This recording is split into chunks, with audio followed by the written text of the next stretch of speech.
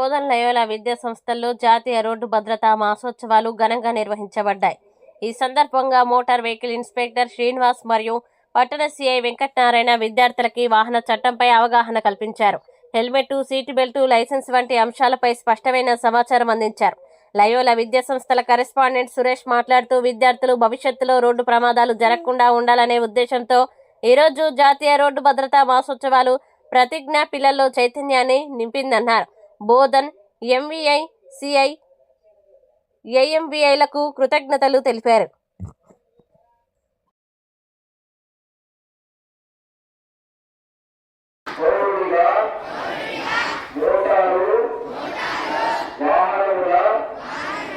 చట్టంలో పొందుపరిచిన